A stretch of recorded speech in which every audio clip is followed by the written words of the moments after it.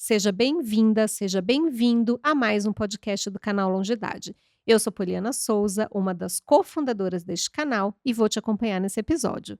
O Longidade, como você já sabe, é um canal digital dedicado a trazer informações de qualidade sobre a longevidade. Aqui trazemos novidades e assuntos de interesse para serem debatidos com especialistas na área. E agora nós temos uma novidade para vocês. Agora, o time do Longidade pode estar palestrando no seu evento, na sua empresa, sobre temas relacionados ao envelhecimento. Entre em contato conosco através dos nossos canais para mais informações. No episódio de hoje, nós vamos seguir conversando sobre temas polêmicos relacionados ao envelhecimento. E para se manter por dentro das novidades para o público 60 mais, não se esqueça de se inscrever no nosso canal, em todas as nossas mídias e também de compartilhar o nosso conteúdo com mais pessoas que possam se interessar pelo assunto. Hoje nós seguiremos conversando com a nossa convidada Thaís Miranda, que é médica geriatra pela Faculdade de Medicina da USP, mestre em Ciências da Saúde e uma grande amiga. Olá, Thaís, seja muito bem-vinda, muito obrigada por aceitar o nosso convite. Olá, Poliana. O prazer é todo meu, é uma honra estar aqui com você. Esse podcast maravilhoso. Olha, quem está de parabéns aqui é você e toda a sua equipe. Obrigada, Thaís. Bom, no episódio passado, a gente começou a abordar alguns temas mais polêmicos e que suscitam muita dúvida relacionados ao próprio processo de envelhecimento e o envelhecimento daqueles que convivemos. Nesse episódio, eu gostaria de focar um pouco mais em situações de adoecimento, como nós, enquanto idosos, enquanto familiares de pessoas idosas, podemos lidar em situações de adoecimento, principalmente demências, alterações comportamentais e alterações de sono, que são muito comuns também, né, as queixas. Então, para começar essa conversa, toda perda de memória é demência? Não, não é demência, porque o próprio envelhecimento normal, ele pode cursar com algumas alterações. Só que também, eh, essa história de que até que ponto é normal, né, acho que a gente precisa diferenciar isso. Tudo bem, se não é normal ficar esquecido com a idade, mas também eu tenho que esperar alguma perda, qual é essa perda, né? Então vamos lá, o que é considerado normal do processo de envelhecimento é que a gente tenha, primeiro, uma redução da nossa capacidade de atenção. Então, a gente pode ficar mais desatento mesmo. A gente tem mais dificuldade de se concentrar profundamente ali em um assunto por vez. Então, se a gente pegar, por exemplo, uma pessoa de 80 anos, uma pessoa de 20 anos, a capacidade de atenção, de concentração, de fato, vai ser diferente. Outro ponto considerado normal é que a gente vai tendo uma lentificação na evocação de memórias recentes. Então, aquela típica situação assim: que foi que eu falei mesmo com o fulano hoje de manhã? Que foi? Que foi? Ah, foi tal coisa, tá? Então, assim, eu demoro mais para lembrar de fatos recentes, mas eu lembro. Então, aí cabe uma distinção importante daquela pessoa idosa que está extremamente repetitiva.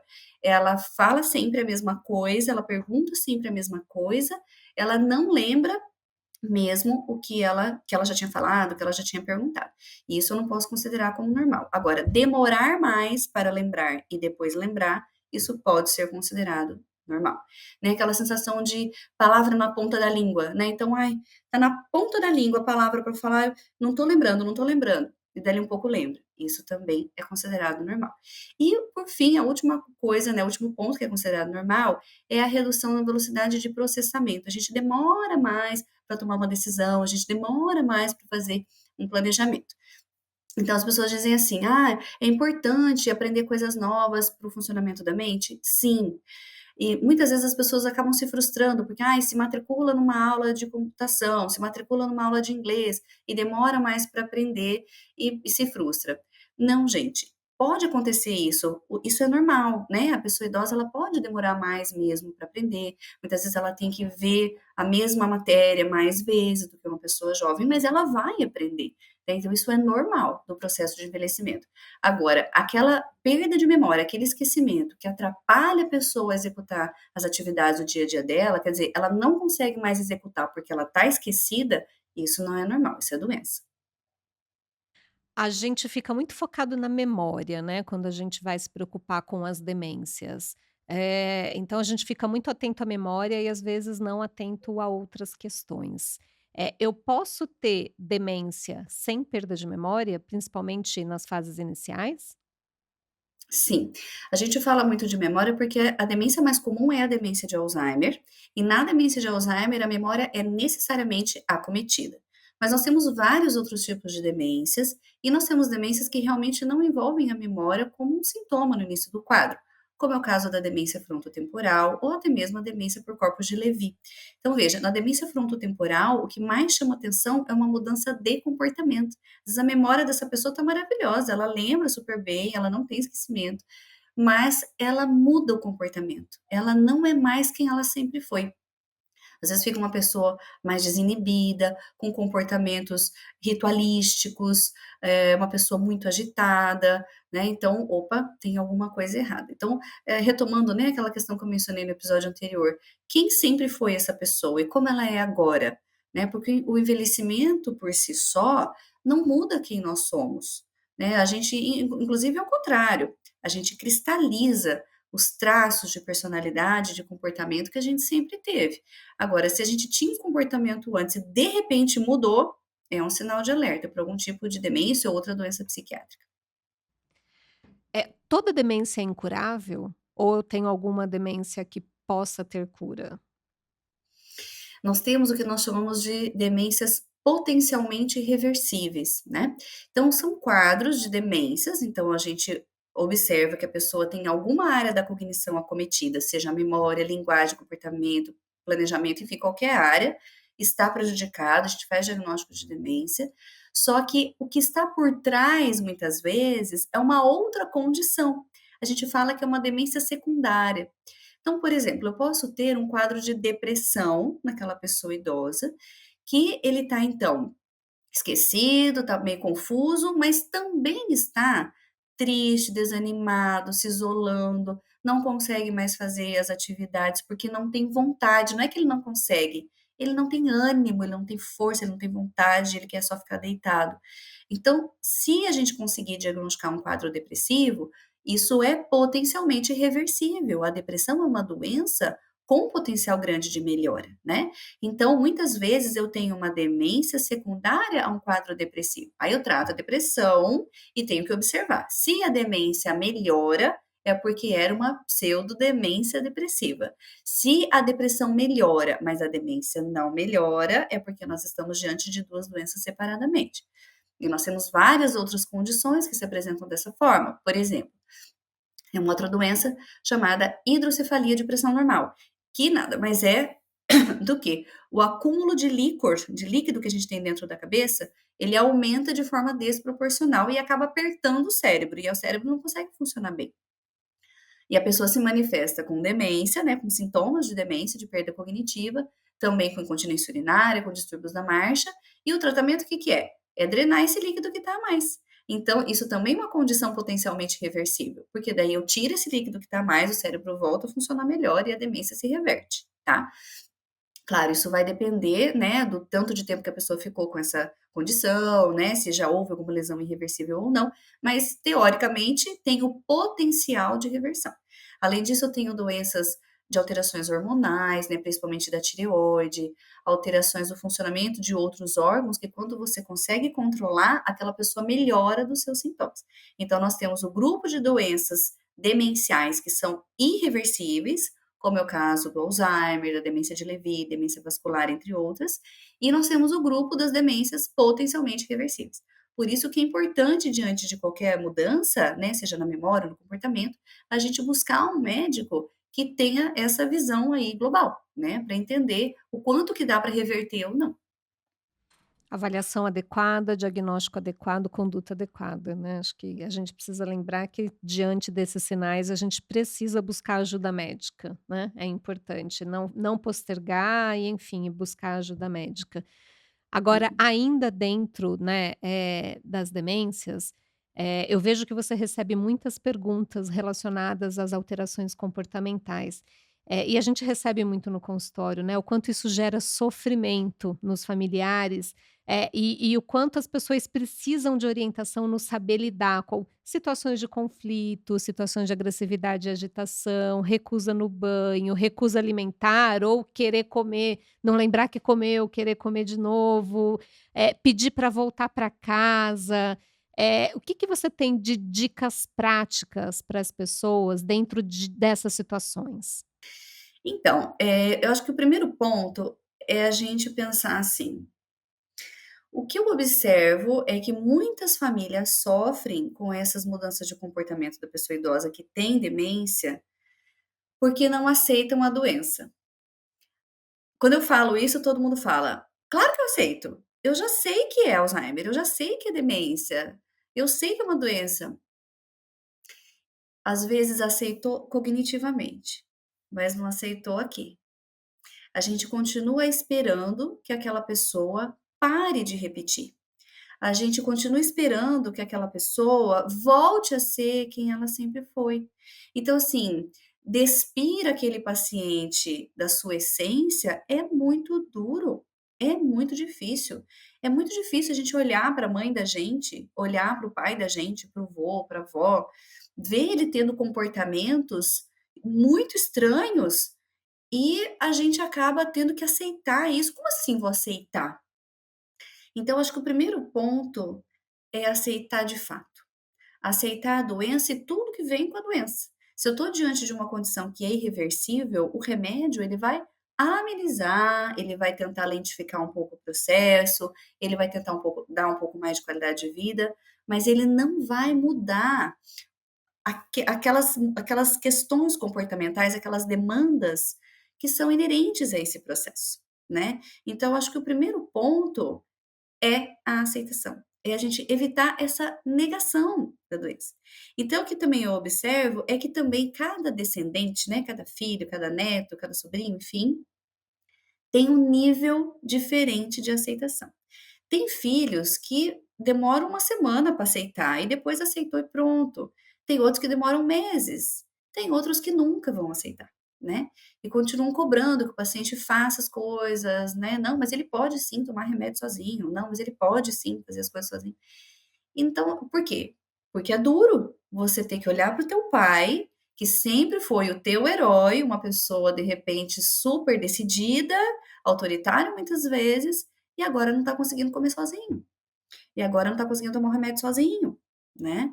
Então, isso não é fácil mesmo. Então, acho que o primeiro ponto é esse, né?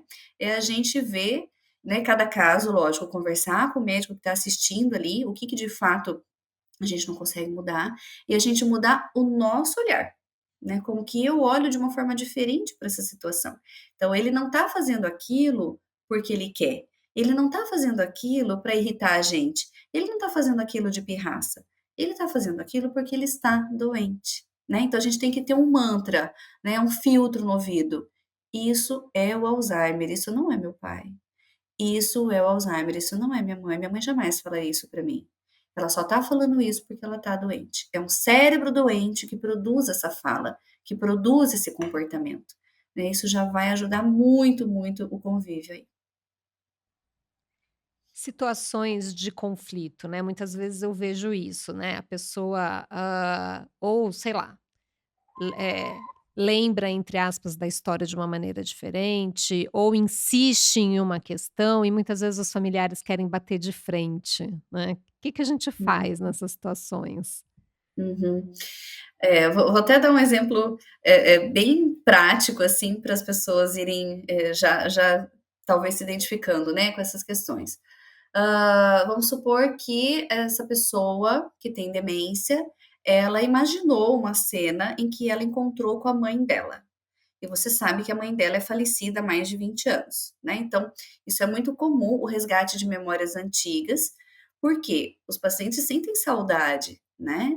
Então, se a minha mãe morreu há mais de 20 anos, é claro que eu sinto saudade. Se eu não tenho demência, eu consigo dizer para alguém: "Puxa, tô com tanta saudade da minha mãe, tô sentindo falta dela, tô sentindo falta da comida dela. Puxa, que falta que ela me faz". Eu consigo verbalizar. Mas na mente doente, na mente que tem o cérebro, né, que os neurônios eles estão degenerados, não é assim que ela vai se expressar. Ela acaba resgatando essa memória que está fragmentada, e ela diz: "Encontrei com a minha mãe ontem. Minha mãe veio jantar comigo".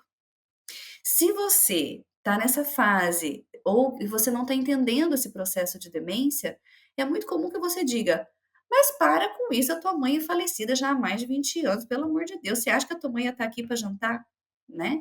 Por quê? Porque a gente quer explicar isso de uma forma lógica, e aí o paciente retruca: "Não, ela veio sim, ela jantou comigo sim, inclusive cadê ela? Eu quero ela. Cadê ela? Cadê minha mãe? Cadê minha mãe?". Então, a gente precisa entrar no mundo do paciente, né. Então eu sempre digo, a gente pode entrar no mundo deles, e a gente pode voltar para o nosso. Mas se a gente fica puxando ele para o nosso mundo, ele não consegue vir, e vai gerar mais conflito, mais estresse, ele vai piorar mais ainda do comportamento, né. Então, é essa chave aí que a gente precisa entender. O paciente está, cada vez que a demência evolui, ele está cada vez mais se afastando do nosso mundo real e se aproximando de um mundo imaginário que ele criou. Quanto mais a gente conseguir permanecer nessa relação, mas atuando com ele dentro do mundo dele, mais sucesso a gente vai ter. Inclusive, menos alterações comportamentais a gente vai ter, porque o paciente vai se sentir entendido, né. Então, assim, imagina que a gente faz uma viagem, vamos supor, né, eu também gosto muito de dar esse exemplo. Imagina que você foi fazer uma viagem para um país que você nunca foi, você está sozinho nessa viagem, é um país, que você não fala aquela língua, é uma língua super diferente da sua, é um clima super diferente do seu, você não conhece ninguém lá, você está sozinho e a hora que você chega lá, você percebe que a sua mala foi roubada, que você perdeu sua carteira, tua bolsa não está com você, e você olha para todos os lados, você não entende aquela realidade, você não consegue se comunicar de forma que as pessoas te entendam. O que que você vai sentir? Pânico, né. E é assim que as pessoas que têm demência sentem. Eles se sentem inseguros, porque tudo que eles tentam pensar e explicar, não tem mais respaldo no ambiente que eles vivem, o ambiente fica hostil. Então, eles vão acabar se comportando e falando com as ferramentas que restaram na mente deles. Por isso que a gente precisa lançar mão de estratégias para tentar melhorar a comunicação, melhorar o convívio, para que a gente consiga fazer com que eles se sintam acolhidos e em paz. E com isso, a família também vai conseguir ter mais ferramentas de ter mais confiança, né, nesse processo. Porque fácil não é, né, gente? Assim, fácil não é, né? Eu acho que a gente ficar falando, falando, e a gente acabar criando uma expectativa que, ai, vai ser maravilhoso, porque é tranquilo, porque não acontecerão desafios, isso é uma ilusão, né? Isso não é fácil. Conviver com uma pessoa que tem demência é difícil. Só que a gente precisa ter ferramentas, né? Ter habilidades aí para a gente conseguir melhorar a convivência. Olhar o que ele trouxe, mudar o foco da conversa, mudar de assunto, né, colocar um outro ponto de interesse, né, são estratégias muito melhores do que a gente ficar batendo de frente com o paciente nesse momento, né. A gen É, e até assim, por exemplo, nesse exemplo que eu falei da mãe, né, em vez de você falar: "Ah, imagina, tua mãe já morreu", você entra no mundo dele e diz: "Nossa, é verdade? O que que vocês comeram? Estava gostosa a janta? Puxa, que legal, tomara que ela volte hoje, né". Aí fala: "Ai, não, mas é que eu queria ver ela, ela tá aqui". Sim, ela já já vem, você inclusive ela já ligou, mandou um beijo pra você, ela já tá passando, ela só foi passar ali comprar um sapato, mas ela já volta. Sabe? É uma estratégia, né. Ou quando ele está insistindo muito, muito no assunto, você vê que ele está com pensamentos delirantes de reentrada, né, é a técnica da distração, né, da gente levar esse pensamento para um outro local, para tentar fazer com que ele fique mais aderente. Mas eu sempre digo, não adianta fazer isso naquele pico do estresse, né. Porque é um crescente, ele vai se estressando, ele vai se estressando, ele vai se estressando, chega num ponto que ele está extremamente agitado, ele está desesperado, na verdade, né. Nesse pico do estresse, as estratégias funcionam menos. Então, quanto mais a gente puder prevenir isso, né, entrando no mundo dele, distraindo e concordando com ele, mais vai dar certo. Uma outra dúvida frequente que gera muita angústia é o tal do "quero voltar para casa", né, fala: "Doutora, mas ele tá em casa", né, porque casa é essa que ele quer? Ele quer voltar para casa, o que que eu faço, né? Uhum. Muitas vezes as pessoas pensam assim: "Ah, será que é uma casa da infância, né, que ele está lembrando? Será que ele quer voltar para a casa que ele morou quando ele era criança?". e tal, né? A gente fica tentando entender, né, raciocinar, racionalizar esse discurso. O que os estudos têm mostrado, e o que a gente observa também na prática, é o seguinte: quando ele fala eu quero voltar para casa, na grande maioria das vezes ele não está se referindo a uma casa física, ele está se referindo a uma sensação de paz, a uma sensação de conforto, de proteção, de tranquilidade, porque isso a demência rouba do paciente, né? Como ele vai ficando com as memórias fragmentadas e ele vai ficando com essa insegurança muito grande, é como se ele vivesse constantemente 24 horas na insegurança. Então, quando ele diz eu quero voltar para casa, ele está querendo dizer, na verdade, eu quero uma sensação de paz. Eu quero uma sensação de tranquilidade. Porque a gente tem essa relação com a casa da gente, né? Na maioria das vezes. Ai, tô trabalhando, tô estressada, puxa, não vejo a hora de ir para casa. A gente não fala isso, né? Ou quando a gente tá numa viagem, que pode até ter sido uma viagem maravilhosa, mas na hora que você tá voltando, você fala, ai, graças a Deus, vou voltar para casa. Né? O lar, a casa, ela traz essa sensação de aconchego, de proteção, né? De segurança. Então, é dessa forma que a gente tem que entender. Quando o paciente diz eu quero voltar para casa, a gente tem que entender, olha, ele está querendo uma sensação de segurança. Então, se a gente diz, mas você já está na sua casa, olha o seu sofá, olha o seu quadro, olha, né? Isso só gera mais estresse, né? Aí que ele vai querer falar com mais ênfase. Então, nesse momento, é um pedido dele que ele está precisando de ajuda. Então, o que que a gente pode fazer? A gente se aproximar dele e dizer: olha, tudo bem, a gente já vai para sua casa, eu prometo. Você quer ir agora? Sim, eu quero ir agora. Então, tudo bem. Então, vai lá, arruma uma mala, põe umas roupas ali, porque a gente já vai para sua casa, né? Então, você concorda com ele, você vai conduzindo a situação e depois você vai distraindo a atenção dele, leva ele para tomar um lanche, leva ele para ver um álbum de fotografia, põe uma música para tocar, e aí fala que, puxa, o carro não tá aqui agora, ah, esqueci a chave, não sei o quê, para você ir distraindo a atenção dele, mas sempre concordando que ele de fato vai para casa. Isso às vezes dá certo, às vezes não dá certo, né? Tem situações que são muito dramáticas, às vezes você tem que pôr ele dentro do carro mesmo e dar uma volta aí no quarteirão, ou sair a pé com ele, dar uma volta no quarteirão e voltar aí para a mesma casa, né? Mas para ele ter aquela sensação que ele saiu daquele ambiente, né? Muitas vezes o paciente ele está incomodado ali com tudo, ele precisa sair daquele ambiente. A hora que ele sai, que ele vê a plantinha, que ele vê outras pessoas, que ele sente o vento no rosto, que ele toma sol, pronto, só isso já dá uma ajudada. Estratégias aí, né, para a gente aprender a lidar sem bater de frente, sem piorar, né, os sintomas comportamentais. Uma outra dúvida que aparece muito, a gente fala muito da atividade física como prevenção, né, de adoecimentos, dentre ele as demências. Mas a partir do momento que eu tenho um diagnóstico, eu posso ter benefício de atividade física para esses idosos? Desses idosos, eles podem fazer atividade física?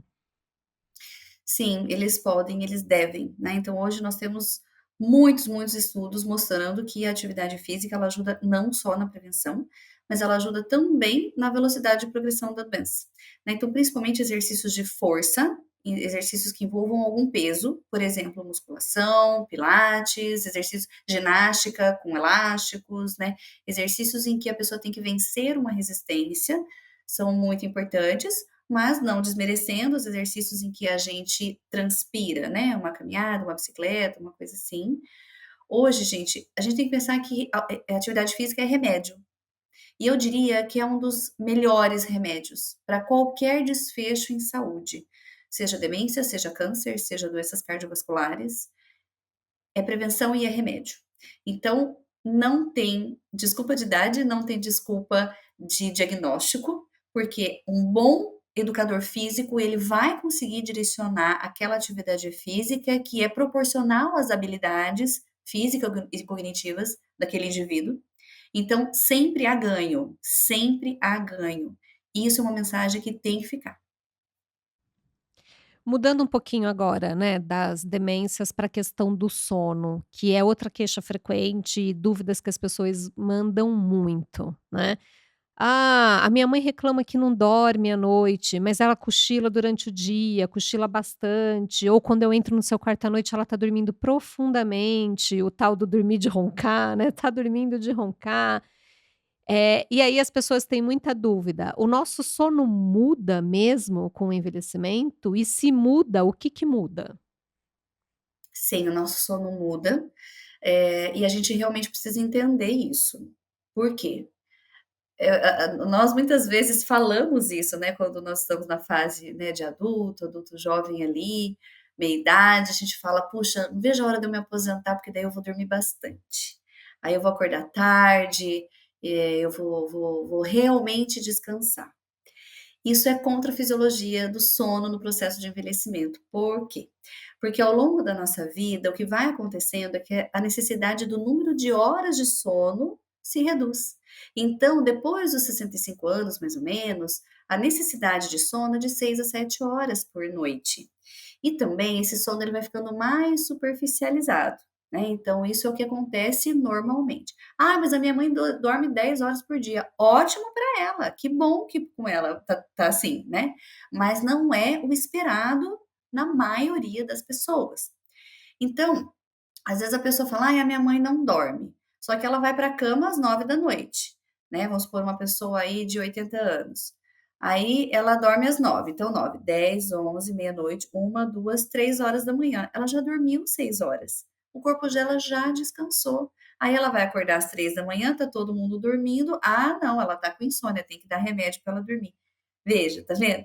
Isso é contra a fisiologia. Né? Então, nesse caso, a estratégia melhor seria tentar fazer com que ela vá para a cama mais tarde, para que ela consiga cobrir a madrugada e não tomar um calmante, né, para dormir. Agora, essa outra questão que você mencionou, ai, a minha mãe fala que não dorme, mas aí eu chego lá no quarto e ela tá dormindo de roncar.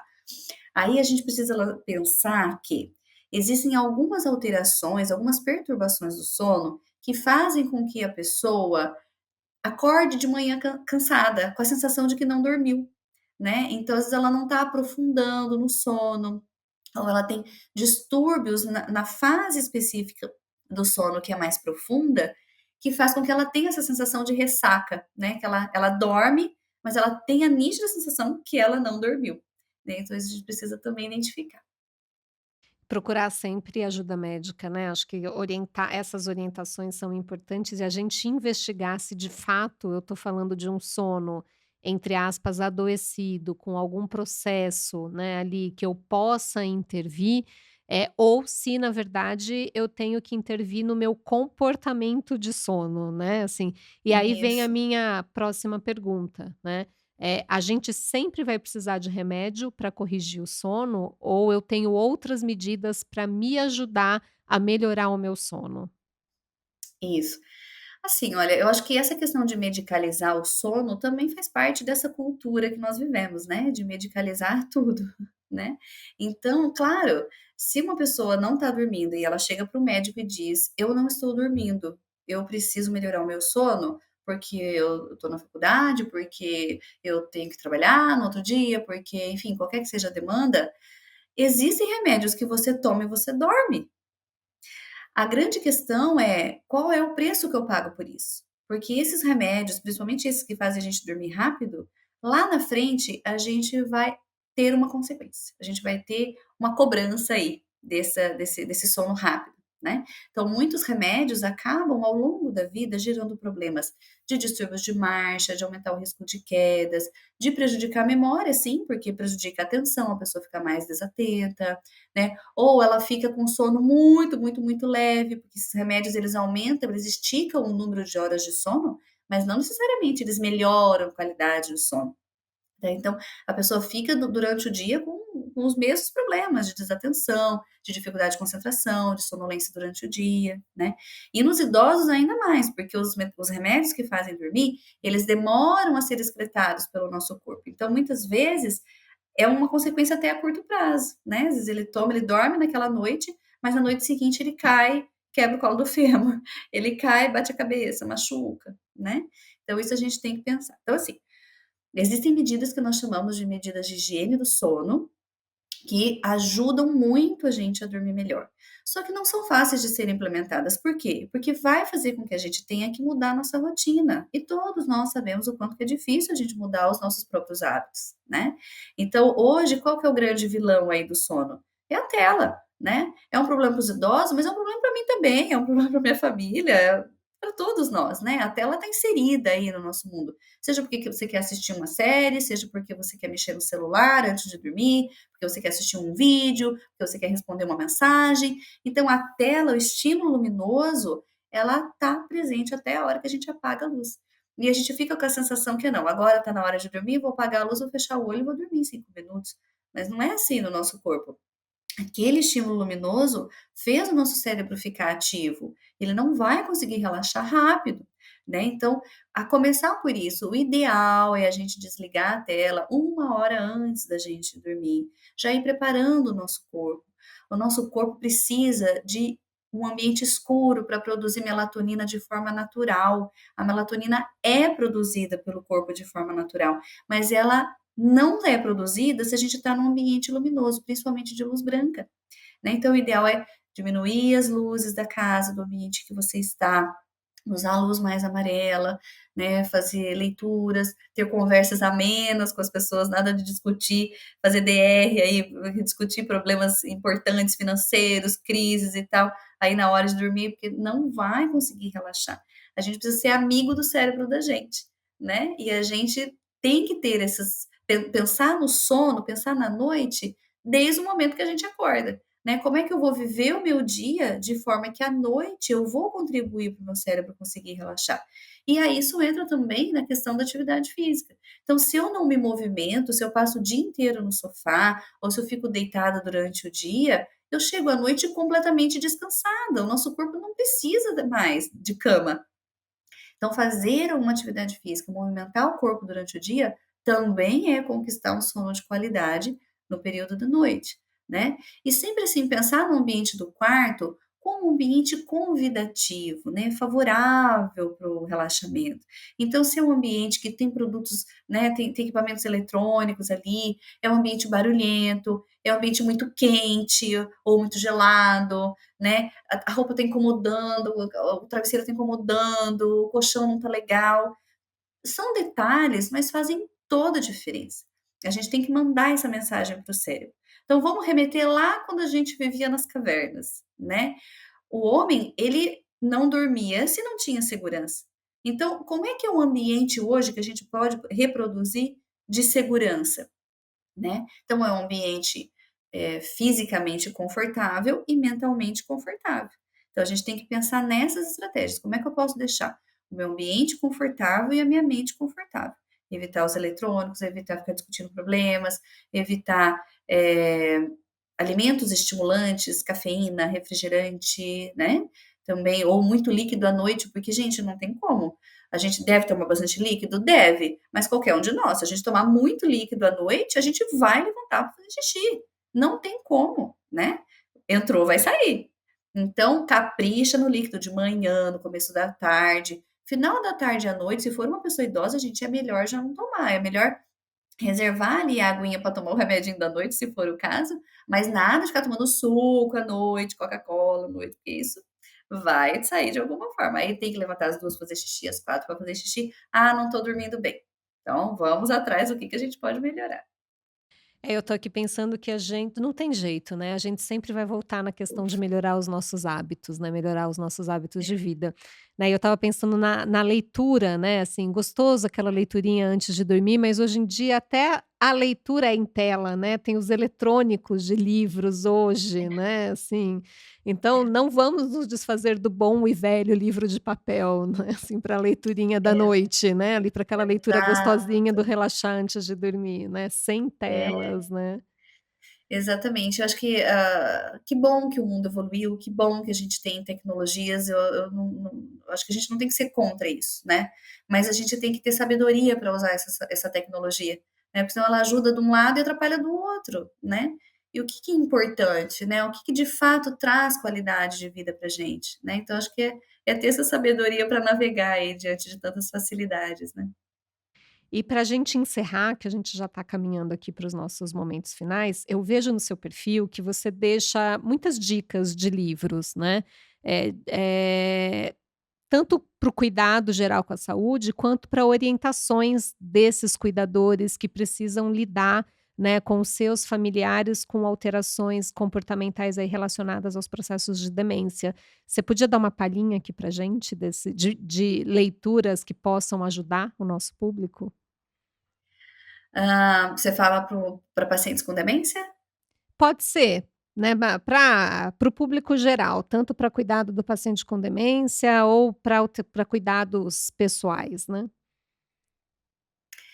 Um livro que eu gosto muito, para entender o processo de demência, são todos os livros, na verdade, da Wendy Mitchell. A Wendy, ela foi uma mulher diagnosticada com demência do tipo Alzheimer. Ela era assistente social e ela foi diagnosticada com a forma precoce da doença, então aos 54 anos ela recebeu o diagnóstico. E ela escreveu 3 livros sobre a experiência dela de ter demência e viver neste mundo, né. A Wendy ela já, faleceu, mas os livros dela são preciosidades, porque é a visão do paciente da própria doença. Então, é muito interessante a gente ler sobre isso, porque isso muitas vezes o nosso familiar que está doente não consegue nos contar, né. Então, ah, ah, o primeiro livro que ela escreveu se chama Uma Pessoa que eu Costumava Conhecer. Depois ela escreveu, O que eu gostaria que as pessoas soubessem sobre a demência. Acho que esses 2 livros, né, são os 2 primeiros livros dela, são muito interessantes. Quem cuida, quem acompanha, quem tem um familiar, quem tem um amigo que tem demência, vale muito a pena ler. Um outro livro que eu recomendo muitíssimo, daí para pessoas que vivem o cuidado, não só de pessoas com demência, mas se você cuida de alguém que está doente, é o livro da Júlia Jalbucci, que se chama Uma Casa que Não Pode Cair. Eu digo para a Júlia que esse livro é uma preciosidade para a humanidade, né. Se você está tendo essa realidade, você acompanhar uma pessoa que está doente, leia o livro da Júlia, Uma Casa que Não Pode Cair, tá. E para público, assim, como envelhecer bem, né, como você construir pilares de envelhecimento, eu gosto do livro do Peter Attia, que se chama Outlive. Apesar de ter coisas ali no livro que eu na verdade não concordo 100% ali com o que está no livro, mas eu acho que ele traz uma mensagem muito importante, que é essa questão da construção do processo de envelhecimento. Se a gente sabe que lá na frente a gente vai ter uma redução da massa muscular, uma redução da amplitude dos nossos movimentos, a gente vai ter algumas mudanças, né, como eu falei, da esfera emocional e tal, cognitiva, por que que a gente não começa a construir já? Então o livro dele, ele é muito pautado em hábitos de vida, muito pautado. Eu acho que vale muito a pena a leitura. Super obrigada. Bom, eu queria pedir então agora para a gente encerrar de fato, que você pudesse deixar aí seus recados finais, e mais uma vez, onde o nosso público pode te encontrar. Então, o meu Instagram, doutora Thaís Geriatra, e eu tenho um canal no YouTube também chamado doutora Thaís Miranda, médica geriatra, mas eu movimento mais o Instagram. Então, no Instagram eu respondo perguntas dos seguidores, eu descrevo casos de consultório muitas vezes, que são grandes exemplos de vida, né, Polly, eu acho que nós que somos geriatras, nós aprendemos diariamente com os nossos pacientes, com as histórias de vidas que eles nos contam, e eu acho que é importante eu replicar isso para mais pessoas verem, claro, preservando o total anonimato, né, mudando uma coisinha aqui e ali, mas porque a mensagem eu acho que é muito significativa, né, quando a gente vê a história de uma pessoa, a gente sempre se identifica com alguma coisa da nossa vida também. E eu queria parabenizar, Polly, você, toda a sua equipe, por esse podcast, esse espaço de conversa sobre o processo de envelhecimento tão carente, tão necessário na nossa sociedade. Então, que você tenha muito sucesso, muita prosperidade aí, que esse canal aumente, alavanque e encontre tantas pessoas que precisam dessas informações. O nosso canal conta aí com o apoio de todos vocês aqui que vem enriquecer, né, as informações para o nosso público de uma maneira, segura, né, a gente sempre faz questão de dizer isso, a gente informação se acha de monte, né, mas a gente quer informação de qualidade sobre o processo de envelhecimento, então muito obrigada por ter vindo contribuir com a gente nesse propósito de informações seguras nesse canal. Tá Bom, certo, eu que agradeço, um grande beijo. bem, neste, episódio do Longidade, nós falamos novamente sobre os temas polêmicos relacionados ao envelhecimento e, mais uma vez, eu gostaria de agradecer a presença da Thaís. Lembre-se de se inscrever no nosso canal, acompanhar o Longidade nas redes sociais para ficar informado e desenvolver uma longevidade com saúde e qualidade de vida. Não se esqueça que agora nós podemos estar pertinho de vocês, levando informação de qualidade sobre o envelhecimento para a sua empresa, para o seu evento, com o nosso programa de palestras. Comente aqui embaixo quais os temas que você gostaria de ver por aqui, quais os convidados você gostaria de ver, e nós nos vemos nos próximos episódios. Até mais.